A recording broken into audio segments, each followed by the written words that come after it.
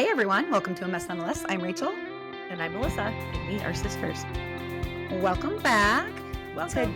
Today we are going to be talking about something from the Sermon on the Mount. If you guys don't know what the Sermon on the Mount is, it is, my pastor says it's Jesus' new higher orientation for his new disciples. He starts teaching his new followers. And so this is Matthew 5, 6, and 7. So pretty quickly into his gathering disciples and whatnot. And then he sits down and he's like, starts teaching them.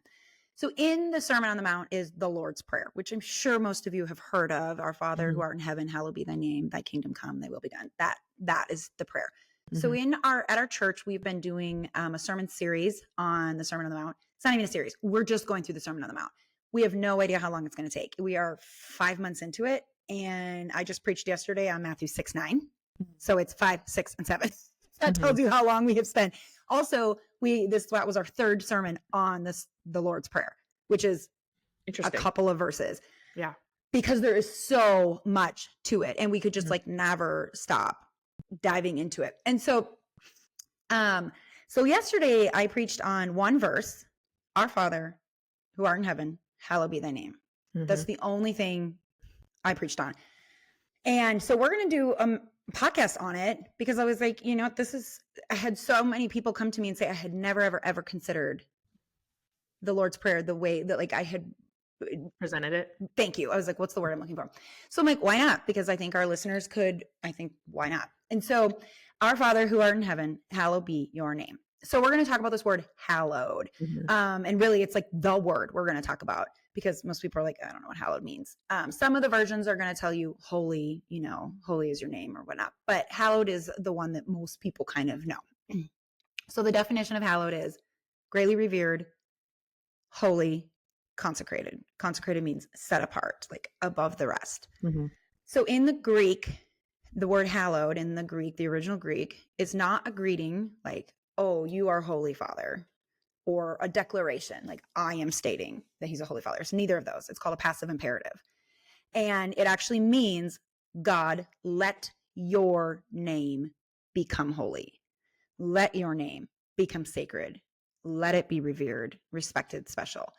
So it's called a passive imperative. I learned about this in college because I took 4 years of Greek. I still had to go back and look at all of this. I just remember they were really important. We talked about them a lot. And so I read this. It says a passive imperative is a command directed to you in which you are not the active doer, but the cooperator and the recipient of someone else's doing. And yet you still retain responsibility. Yeah, I'm going to say that again. The passive imperative is a command directed to you in which you're not the active doer, but a cooperator and a recipient of someone else's doing. And you retain responsibility. So anyways, that's what passive imperative means. It means, Father, let your name be holy. Also, we retain some responsibility in it. So I read an article by a pastor named Clint Archer, and I have to read this. Our dad said, because he was here yesterday, and he said, what did you say about something like, where'd that come from? That was really good. And he was just like, that was really good. And I agree. So now I'm going to share it with you because I think it's so good. And if you're wondering who she was just talking to, our dad is sitting in her living room next to her. And so she just looked at him and asked him a question. So she's not just asking. If you didn't listen, herself. Yes, exactly. I'm sorry. Our dad is in town. So he said, Clint Archer said, when we pray for God's name to be hallowed, we are praying that more people would honor all of who God is, honor his attributes, his character, his reputation, his deeds, his desire, that more people would honor that. That's why it's important to study scripture and get to know what God is like. He says, have you ever heard this? The God I believe in would never, or the God I believe in does this or that. He says, whatever the God you believe in is like is irrelevant. The one true living God, Yahweh, is the one who revealed himself in scriptures. So if the God you are worshiping has a different reputation, does different deeds, has different standards, different attributes, different character than the God of the Bible, you're worshiping a different God. He said, if you have business cards printed with your name on it, someone else's title, company, email address, telephone, what use would these be? Yet when we misrepresent who God is, we are distributing misprinted business cards on his behalf. Yeah. So what we are praying for in the Lord's Prayer is that who God really is would become known and respected. Hmm. Isn't that I like good? that. Yeah, that's very good. Who God really is would become known and respected. So when we say, hallowed be thy name, most of us are just like, okay, our Father who art in heaven, hallowed be your name. We don't stop and think about it. Yeah. But what that Jesus means is, God, let everyone on this earth truly know and understand Who you are. Isn't that so different? Yeah. Yeah, I love that.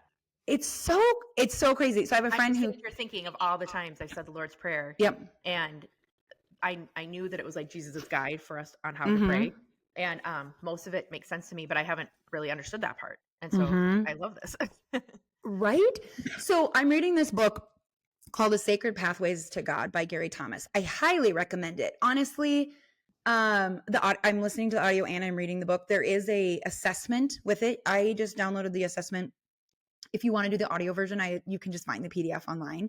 And it helps you know there's 9 different ways that people like really connect with God. And you just answer these questions and then you get your top numbers. So my top 3 were very similar. They were like out of 30, each of them was above 25, right? So those were all very contemplative, intellectual, and caregiving are the 3 ways I feel the closest to God. Now, someone else might be like a sensate. And that person, most I could see you being sensate, is someone who is it's the aesthetics, it's the smell, it's the sound, it's the ambiance, it's the feel. There are traditionalists, liturgy, like hymns, and that's how someone feels close to God. So there's 9 different ways. And he said in every single pathway, he says, here's the cool ways you connect with God, but then here's your temptations. Here is where this could go awry. And for the sensate who just loves to worship, the music and the ambiance, all that, one of the temptations is to worship. Like you just worship the act of worship. You're not even worshiping God. And he actually says, if we're not careful, we can take the Lord's name in vain while we're worshiping by just saying the words and not really giving any credence to them, not even thinking about them. We're actually just worshiping how beautiful the sound is, or even how pretty the person singing it is, or how well we're harmonizing, but we're not even thinking about God. Isn't that so interesting? Yeah, very much so. Yeah. And I can see how easily your focus can get on the wrong thing in that example. So yeah, for sure. So in this class I'm taking, we're reading this book and the professor says to me, like, how can we, Rachel, like she's responding to me and says, how can we help incorporate these 9 sensates or pathways, these 9 pathways more into our worship services? And I was like, I don't even think it would be wise for me to focus on that ever, because my focus comes off of Jesus so quickly and I'm an active achiever and doer. So if I start focusing on that, that is what I'm going to focus on. And I'm like, I don't even think that would be healthy for me. Yeah. Not to say it should never be done. We should never think about the different ways people connect with God. But I was like, but I know for me personally, that is going to lead me down a bad path real fast. You'll end up being in a place of like checking off boxes and making sure things are being done the right way, and it'll take away all the beauty of Jesus. Yeah. Exactly. So this next thing I want to talk about is in this, this hallowed be your name, the holiness of God. Could be a little tricky on a podcast, but I'm believing that it's possible. So I want everyone to picture a windmill farm, because I think every single person has seen a windmill farm. If you haven't, you've probably seen a picture of them. You drive by and there's just all these windmills and they're so far away. And if you haven't seen one, pause and Google it quick so you can visualize it. They're very majestic to drive through. Yeah. But usually you're on the highway and they're pretty far set off and they're in rolling hills and they're all over and they're not close. And so you're driving by them and you're like, that's really cool. I really like that. I'm glad I saw that. But just driving by them when they're far away, I mean, rarely is someone going to wake someone else up in the car and be like, you have to see this. It's just not. It's not awe-inspiring. They're cool, but it's not awe-inspiring from your car looking at them far away. So it's really like impossible. It is, I feel like, impossible to grasp the enormity and the size and the mass of these things, even the power from the seat of your car. But now I want to ask you, have any of you ever driven by the arm of a windmill on the back of a semi? Yeah. You have, Melissa?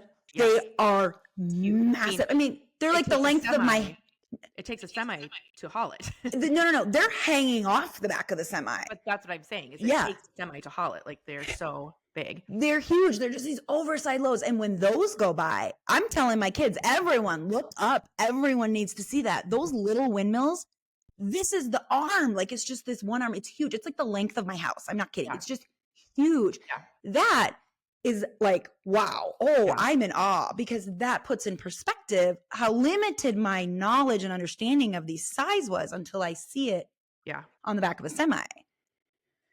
And then there's one more view of a windmill that I think most of us will never, ever, ever experience. And that is standing on top of a windmill. Mm-hmm. And I would love if you guys paused or even just kept listening and Googled man on top of a windmill or person on top of a windmill, because it is gasp worthy. And I can't, Melissa's going to do it right now. I can't fathom what it would feel like to stand. Dad, how tall are windmills? Some of them are like 250 feet. And these arms, I should have Googled it. 180 feet. Yeah. Okay. Holy cow. So these arms are 180 feet. If you were standing on it, you're at 250 feet up with these massive, almost 200 feet arms spinning around you and the wind that you would experience up there. Now you're going to look at that windmill very, very differently than when you drive by it and you see it from the back of your car. Yeah. Well, because you now understand the power and the size. And yes. the magnitude and your perspective is totally different. So I read this statement earlier in the week and said, this is generally true. The inherent power or nature of something remains the same, regardless of how we perceive it. Our perception doesn't change the reality, right? Our perception does not alter the actual power of a thing, only how we experience it or interpret it. So the example of the windmill driving by it versus seeing the arm versus being on top of it. Yeah. The power and the size and the might of the windmill, it's not changed based on our perception, but how we experience it. It doesn't need us to see it for what it is, for it to be what it is. Like exactly. It is, exactly. Regardless of our feelings and views. Yeah. And I think this is what we do with our view of God. Yes. I think oftentimes we view him from the backseat of our car and we see a windmill farm and we're like, that's cool. That's neat. Take a little picture. Really cool. But we're not experiencing the might and the vastness and the enormity of God. Right. Like if we were standing on top of a windmill. Yeah. And I think about, and I think about if we were to stand on top of a windmill, like in the middle of a storm, how terrifying that would be. How you would be like grasping on for dear life. Yeah. Right. And it would forever, ever change your opinion or perception of a windmill. You would never, ever look at a windmill the same again. Right. You would. It's like when we teach our children to have a healthy respect of the pool when they're little, you want them to be a little afraid. Not so afraid they won't go in it, but afraid enough that they're not going to tempt and play around. Right. And so it's like you would have a healthy respect of this windmill. So there's a story in Revelation about John. And John is given a vision of divine things. He sees things in heaven. He sees things in the future and end times and what's to come. That's what's happening in Revelation. So in Revelation 4:1, John says, and after I looked, there before me was a door standing open in heaven. So the door is open in heaven. And the voice I heard speaking earlier in Revelation to me says, come up here and I will show you what must take place. And it says at once, John was in the spirit. So no longer in his physical sense, he's up in heaven, he's in the spirit. There before me was a throne in heaven with someone sitting on it. And the one who sat there had the appearance of jasper and ruby, and a rainbow that shone like emerald encircled the throne. So the person is like glowing like sparkly jewels, and there's like this rainbow all around it. So John's having a vision here. And in the Bible, a vision often refers to an encounter with God, and God is imparting a special revelation. And he used visions fairly often in the Bible to speak to people. Ezekiel had a vision very similar to this one. Back in the Old Testament, he had a very similar vision that we're about to read about in Revelation. Apostle Paul was saved through a vision. Jesus spoke to him in a vision and saved him. And then a man named Ananias at the same time is having a vision saying, go and help this guy, Paul. And he's like, you mean the one breathing all the murderous threats? And God's like, yeah, that one. So two people having visions at the same time, and they end up together as a result of these visions. Just pause for a second. If you guys are not familiar with Paul's backstory, before he encountered God and Jesus, he hated Christians and he persecuted them. He hunted them basically. And so this guy was told he was rounding them up. Yeah, this guy who is a Christ follower was told to go and speak to Paul, who normally would kill him. Exactly. All because of a vision. So God used visions very much. Samuel had a vision, Daniel had visions, and many other people in the Bible. So people listening to this might go, yeah, but he doesn't do that anymore. There are no visions anymore. Maybe you think that, maybe you don't. I don't know what your personal thoughts are on it, but I don't think people talk about them very much anymore. And so I'm going to share with you my personal experience with visions, which is I have them regularly. I have the gift of prophecy. And when I have a vision, I now know it's prophetic because it always comes true. Now, I don't assume all my visions will come true. I sometimes think God could just use a vision to prepare me for something. But in my experience, anytime God has pointed to me through a vision of something to come, it does. And so that's my experience. But the first time I remember having a vision was undeniable. There was no questions asked, like, am I having a vision? There was no question in my mind exactly what was happening. And so I'm going to tell you about the story. So we're at church in Wisconsin. This was like 12 years ago. We're singing worship songs. And I had been having an ongoing conversation with God for years about something I did not want him to allow to happen in my life. And I just kept being like, just a reminder, I don't want that. He's not asking me to do it. He's not telling me I'm going to do it. He's going to do it. I'm just telling him up front, just so you know. Which you guys, if you do this, it's so stupid. Don't do it. It's not just dumb because who are we to talk to God? It's like opens the doorway for God to be like, yeah, I'm going to exactly do what you said. It's like when a child very confidently says to a parent, you're not going to do this. You're like, and now I'm going to do it. And now I'm going to do it. So I've been telling God for years this thing I don't want. And right there during worship, I'm having a conversation with God saying, just a reminder, I don't want that. I never want that. And right in the middle of singing, I felt like my soul had been like pulled from my body and like plopped in the throne room of heaven, in this room that John is describing in Revelation. And I had not read Revelation enough. I had read it, but not enough to have been able to describe what the throne room would look like. And there I am experiencing it for myself, like in a vision. And the truth is like right before that moment, the God that I served, quote unquote, the God I serve was very comfortable, and I loved him, very admirable. I adored him, but I was very misguided in the reality of our relationship and his enormity compared to me. It's like, you don't think a windmill seems that much bigger than you when you're driving in your car. I mean, it's bigger, but you don't think it's that much bigger. You cannot grasp the enormity of it, like if you're seeing the arm or you're on top of it or even standing at the base of it. And so in my vision, I suddenly find myself standing before God, and I was instantly compelled to fall down. There was no amount of my body that could stand up because of the power and might that I was in front of. If I was on top of a windmill in the middle of a storm, there is nobody who's going to be like, I'm going to try to stand. No, you would be like compelled to grab on and hold on as tight. That is how I felt in that throne room. And I mean, I definitely was very aware. I am way out of my league here. This is not a mutual, nice little relationship. My God loves me and he's just a little higher than me. No. My friend. Yeah. No, it was like the power and enormity of who he was so present. Okay, so I'm going to keep reading. And John 4:4 says, surrounding the throne, there were 24 other thrones, and seated on them were 24 elders. They were all dressed in white and had crowns of gold on their heads. And from the throne was coming flashes of lightning, rumblings, and peals of thunder.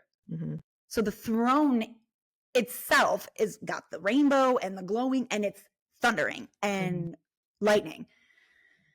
And John tells us that it says in the center around the throne, there were 4 living creatures. So there's these 24 elders, there's being on the throne, and then there's 4 living creatures. And they were covered with eyes in the front and back. The first living creature was like a lion, the second like an ox, the third had a face like a man, and the fourth was like a flying eagle. Each of the creatures had 6 wings and was covered with eyes all around, even under its wings.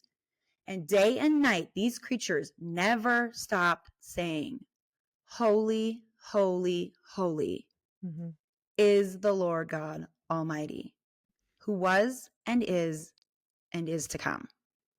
So day and night, they never stop saying this. Literally every second of eternity, they're proclaiming how holy and good is our Lord God, the one who always was and always is and is always going to be all the days to come. So these are like beasts praising. And so I'm envisioning, I mean, the one looks like a lion. I'm envisioning if they're like beasts, they have roars like lions, like roars like animals. Yeah. In the beginning, when it says the one I heard before, I forgot to read this part, it said, who sounded like a trumpet. So in heaven, Jesus sounds like a trumpet. These animals, they must sound like beasts. And they're all chanting or singing this in unison over and over and over and over, on top of the fact that we also have thunder and lightning. So this is just like this loud, overwhelming, yes. And then Revelation 4:9 says, whenever the living creatures give glory, honor, and thanks to him who sits on the throne, who lives forever and ever, then the 24 elders fall down before him who sits on the throne, and they worship him. They lay their crowns down before the throne, and they're prostrate, right? And they say, you are worthy, our God and Lord, to receive glory and honor and power. For you created all things, and by your will they were created and have their being. Like everything exists because of him and for him and by him. So this is constant, never ending. This is happening as we speak. These creatures, the thunder and lightning, the chanting, the 24 elders. And there I was in the midst of it in my vision. Just moments prior, having told God once again why he should not do something specific in my life. I was telling God what to do. And here I am. And God says to me, who do you think you are to tell me what's best for you? And I had no answer. Yeah. What could I even say? Yeah. I'm experiencing all of this. I'm seeing how tiny and minuscule I am compared to his holiness. And I'm like, yeah, I don't even have an answer. There's not even one thing I could say. Yeah. You can't because even defend your attitude or your actions because there's nothing to say. No, here I am having to take account of my little self compared to this inspiring and powerful and mighty God. And I have no answers. I can't believe that I ever dared. I mean, I could not believe. I was like, who do I think I am? And then as fast as it all started, I was right back in my seat in the worship service. And Joey looks at me and is like, are you okay? And I was like, no, I'm never going to be the same ever again. Yeah. Like this has changed my life forever. Yeah. Like being on top. I don't think I know the story. You know what? Dad said the same thing, but you both read Trust Redefined and it's in that book. Oh, yes, I did read it. I know. I was like, interesting. It's funny. I know. So it's like I had been on top of a windmill in the middle of a storm and I saw everything in whole new ways, whole new depths, whole new, momentous ways. And then I began to grasp I had been worshiping the wrong God. A God that didn't exist. Because that only in my head. Yeah.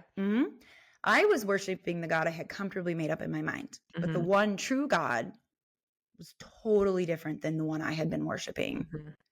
The one who's literally being praised every single second of eternity by ecclesial beings. Yeah. And then to think that God takes an interest in our life. Right.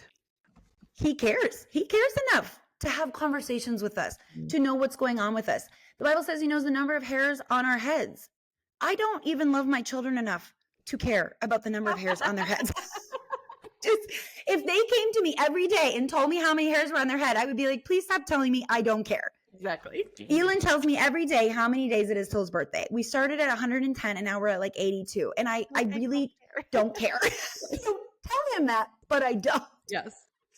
That God knows how many hairs we have on our heads. The God who is up there right now, every second being praised and adored and worshiped. He cares. And I don't even understand why, because I don't think he needs to, but he does. Yeah. And he wants a relationship with us. And it's mind-blowing. So when Jesus prays, our Father who art in heaven, hallowed be thy name. Let your name be known for its holiness. It changes the meaning when we understand what he is saying. Yeah. And Jesus, he'd been in that throne room. He knew what holiness was. He had experienced what I experienced. So when he's saying, let your name be holy, he's picturing what I just described to you. Mhm. Because in Luke 22, Jesus tells us he sits at the right hand of God. And in John 1:1, it says that Jesus was with God from the beginning. So he knows what this holiness Yeah. is. He's not just throwing it out like we throw out words. Mhm. So then my question is, how do we live in a way that we can believe and live with everything in us that his name is holy and he deserves to be praised and revered? Mhm. Do you have any answers? No. Yes. Shoot, because that was the end of my sermon. I'm just kidding. I mean, I straight up said I don't have answers for you. I'm not going to pretend I know, but The only thing that I can even begin to think is to ask him to reveal that to us.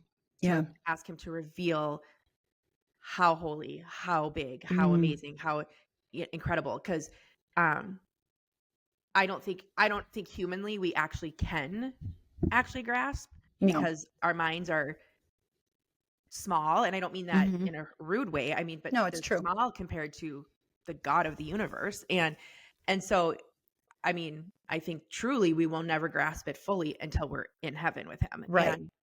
But that doesn't mean we can't ask him to reveal, to whatever extent our brain can handle, Yes. his holiness. And I don't know what that means. I don't know what that will look like, but Yeah. it'll probably be different for everyone. I agree. Yeah. So Eugene Peterson, who wrote the Message version of the Bible, said, God cannot fit into our plans. We must fit into his. Mm-hmm. We cannot use God. God is not a tool or an appliance or a credit card. Yeah. Holy is the word that sets God apart and above our attempts to enlist him in our wish fulfillment. Holy means that God is alive on God's terms, alive in a way that exceeds our experience and imagination. Mm-hmm. So the Hebrew word for holy is kadosh, and it originally meant separate or set apart. It was used to describe the otherness of God, the otherness of his character or nature, and being so much greater and more wonderful than any other thing. So when people would have heard that word, they would have understood what it meant. Whereas I really don't think, do spend much time thinking about what it meant. Mm-hmm. So that's for God to be holy. But what does it mean when we are holy? Mm-hmm. So for God to be holy is all about his character and his nature and his amazingness. When we are holy, that means we are dedicated to God. Mm-hmm. So we are holy to the extent that our life is devoted to him and our actions reflect his character. So we can be holy, but it's because of his holiness that we can be holy. Our holiness reflects his holiness. Yeah. Our holiness reflects his character, his nature, his holiness. I already said that one. But so I have a couple things for us to take away here. One, I think we have to stop treating God like a tool for our use. Mm-hmm. In that throne room, I was fully aware that God is not meant for my worship. I am meant for his. He was not created for me. I was created for him. Yeah. Isaiah 43:6-7 says, bring my sons from afar and my daughters from the ends of the earth. Everyone who's called by my name, who I created for my glory, whom I formed and made. We were created for him, by him, for him. Everything is about him. It's not about our needs, our wants. We can ask God for things. The Bible tells us that, but everything should be through the lens of, but you are holy, Lord, and you know what's best. Yeah. So Jesus says, hallowed be thy name. It's all about God. It is not about us. It's not about what we need or want. And if we surrender our entire selves and all of our plans and all of our needs and all of our desires, we can trust that he will be faithful in whatever he deems right for us, even when it's uncomfortable, even when it's painful, even when it's confusing. Because if the God we serve is that one sitting on that throne, in the enormity, the overwhelmingness of the worship that is happening there, we don't need to worry. Right. Because he knows what's going to happen. The second thing is we need to stop using God's name in vain. I know a lot of Christians use God's name in vain. And Exodus 20:7 says, you shall not misuse the name of the Lord. For your Lord will not hold anyone guiltless who misuses his name. His name is not a word in our vocabulary. His name is to be kept holy and should only be used in such a way. Jewish people don't even use the O in God. They put a dash in it because they believe it is so holy, it shouldn't even all be written out fully. Isn't that interesting? Mm-hmm. If you ever talk to a Jewish person, they'll talk about God. They put a dash in there, G dash Interesting. D. I did not know that. Yeah. The third thing is the way we represent his name matters. Yeah. Because our dad said you can take God's name in vain. More than just by swearing or saying it. Like he's like, the way we live our lives can also be misrepresenting God, handing out a business card that doesn't represent him. Yeah. So 1 John 2:4 says, the one who says, I have come to know him and does not keep his commandments is a liar, and the truth is not in him. So if we say, I've come to know him, I'm a Christian, I follow Jesus, and we do not keep his commandments, we are liars, and the truth is not in us. Now, I'm not saying we're not saved, because salvation comes by the grace of God. Jesus did that on the cross. It is done. If we follow Jesus, his blood covers our sin. It's done. That's the gospel. So I'm not saying you're not saved, but it says he's a liar and the truth is not in him. And if we're following Jesus, we want to be living in truth.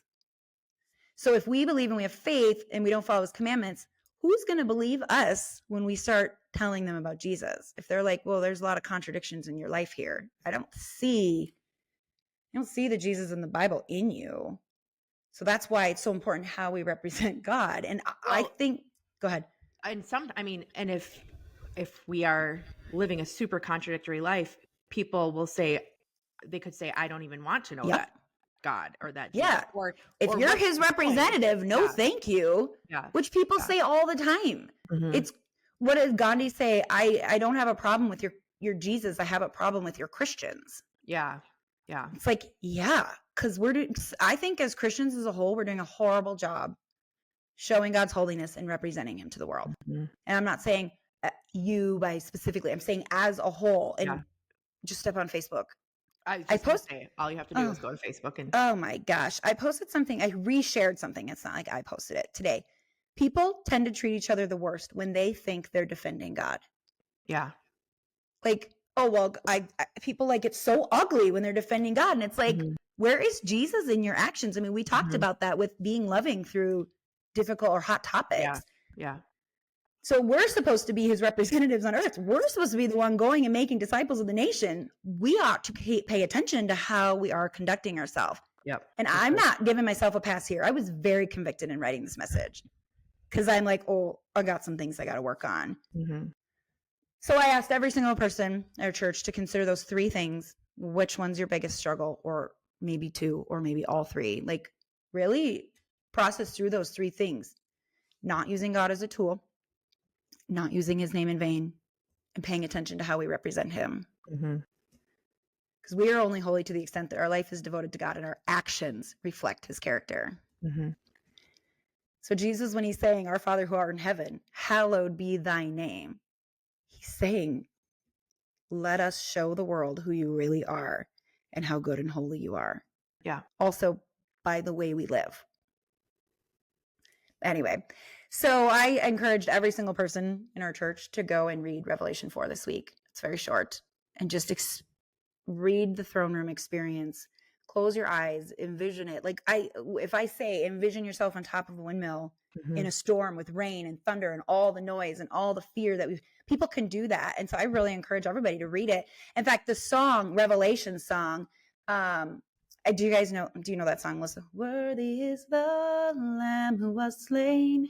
Yes, I know. Holy, holy is he. So that comes from, the chorus is, holy, holy, holy is the Lord God Almighty. Yeah. I was singing that in my head when you were reading it earlier. If you don't know it, listen to the song, Revelation song by Carrie Joe. I didn't know that's what it was called. Yes. And I lead it often at my brother's church when I'm in town. He has me lead worship with him and he asks me to lead it. And I have gotten in a habit of reading Revelation 4 that morning before we sing it, because I'm just like, what am I even singing here? Yeah. So yeah. Anyways. Yeah, that was good. I love that you guys are breaking down the Lord's Prayer one line at a time, basically. Like that's crazy. Yeah. I know. Well, and like my friend came up to me and said, I pray the Lord's Prayer with our 2-year-old every single day. I have never, she's like, I've been a Christian my whole life. Her parents were in ministry her whole life. She's like, I've never once even stopped and asked, what does the word hallowed mean? Yeah. Yeah. She's like, I was just saying, I was just letting it roll off my tongue. And she's like, and now not only do I know, like I have goosebumps just thinking about how this will change, could change and should hopefully change people's lives. And she was like, and now I get to teach my son what it means. Yeah, exactly. Right? Oh, it's so I love cool. that. That was wonderful. Thank you for sharing. Yeah. So challenge would be those three things. Ask God, which of these areas or which, how many of these areas am I really struggling and going astray in? Because I think about it like parenting a child. If we have a child who looks at us like we're there for their service, that's an attitude we have to correct real fast. I serve my kids all day long, but I am not there for I don't bow to them. I'm not at their beck and call. I serve them out of love, which is what, like, that's God. He loves and serves us out of his love, but then we get it wrong and we start making like demands and how dare you? Of it. Yeah. What did you say? We have an expectation of. Yeah. Yes.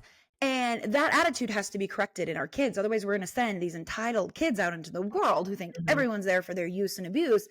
And that's what God has to do with us is like, okay, Lord, correct me because I don't want these areas of my life to continue to be a struggle. And I think every single one of us has work to do. Absolutely. in some of these areas, if not all of them. Yeah. Yeah. So anyway. All right. Any other thoughts from you? No, I'm not feeling 100%. So it was kind of a good one for you to do most of the talking. Yeah. I was like, I might be doing most of the talking. How's your head?